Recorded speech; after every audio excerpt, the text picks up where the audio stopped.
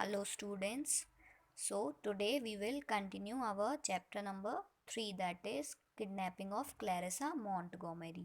So what was happening in the story, that we have seen कि Clarissa poker game खेल रही थी उन सारे किडनैपर्स के साथ एंड वो जीत भी गई थी। क्लैरिसा पॉकेटेड हर विनिंग, और उसने जितनी भी जीती हुई उसकी मनी थी उसने अपने जेब में रख ली और वो फिर बहुत अच्छे से सोई।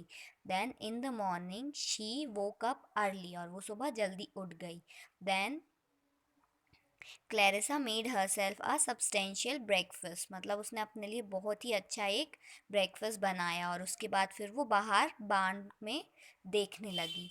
उसके बाद क्या हुआ कि स्पड ने उसको बोला कि get away from that door, उस डोर से दूर रहो। Then what she said, I have seen play forts in Council Park better defended than this old बार्न।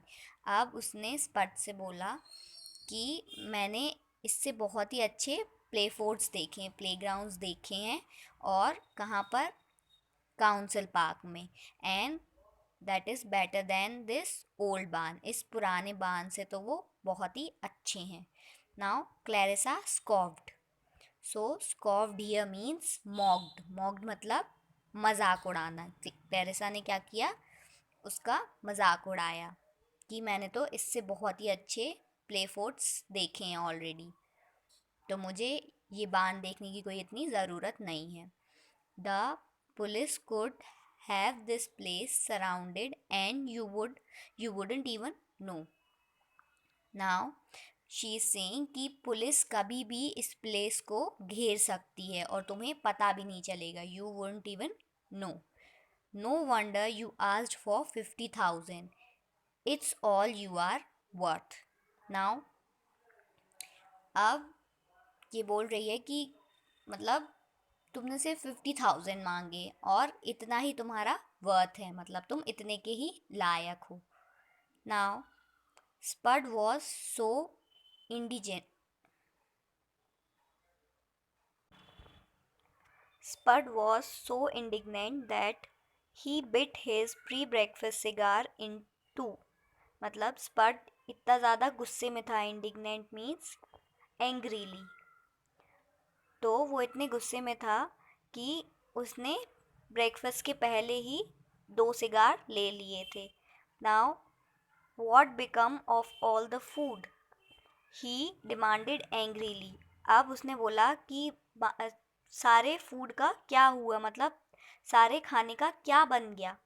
हाँ, ही डिमांडेड एंग्रीली, और वो एंग्रीली ये डिमांड करने लगा। तो क्लैरिसा ने अचानक से बोला, Clarissa said I had it for my breakfast of course, means she said that I have eaten all the food in my breakfast. वो उसने क्योंकि बहुत अच्छा अपने लिए ब्रेकफास्ट तैयार किया और उसने खा लिया। तो now so Humphrey, Spud and Milligan had to make do with discussing the plan for collecting the ransom money instead. So जो तीनों किडनैपर्स हैं फिर वो क्या करने लगे कि रैंसम मनी को कैसे कलेक्ट करना है उसके बारे में प्लान बनाने लगे। Now Clarissa listened, it won't work, she jeered. और जब वो लोग ये प्लान बना रहे थे तो क्लैरिसा सब कुछ सुन रही थी, and she suddenly said that it won't work, ये वाला प्लान तो वर्क नहीं करेगा जो भी तुम लोग प्लान कर रहे हो। So jeered, the meaning of jeered here is shouted or laughed at the kidnapper in an unkind way। तो वो क्या करने लगी कि किडनैपर पे हंसने लगी बहुत बुरी तरीके से, अनकाइंड वे में। So just how do you expect Humphrey to reach the hollow tree in the park past a whole lot of detectives all lying in a wait। Now she is saying कि तुम कैसे expect कर सकते हो कि Humphry उस hollow tree के पास पहुंच जाए पार्क में, और वहाँ पर मतलब आराम से वो पैसे लेकर आ जाए। क्यों? कैसे आ सकता है वो आराम से वापस? Because a whole lot of detectives all lying in a wait.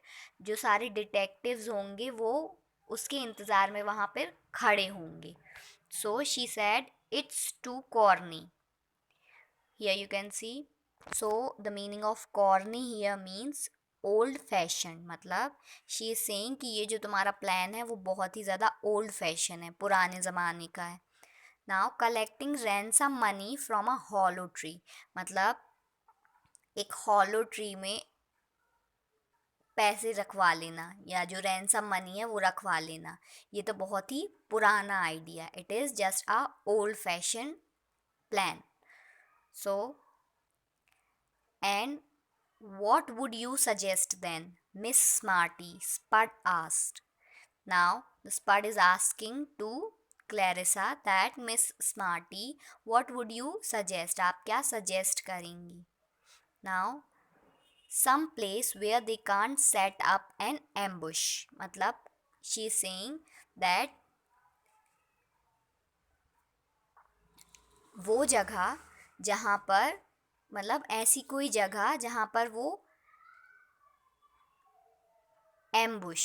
Ambush here means an attack from a hidden position. मतलब कि ऐसी जगह जहाँ से वो पीछे छुपकर वार ना कर पाए।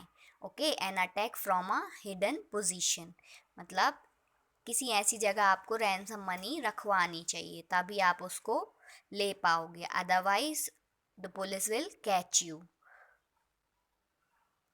Tell them to put the money in a briefcase, in a plastic bag and drop it off the pier.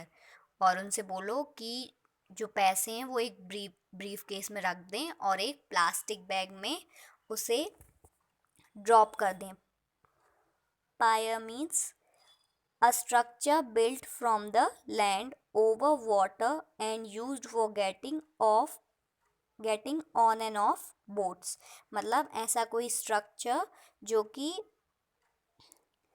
Land और वाटर पे बना हो, and use for getting on end of boats मतलब बोट्स को लाने ले जाने में हेल्प करता हो, है ना।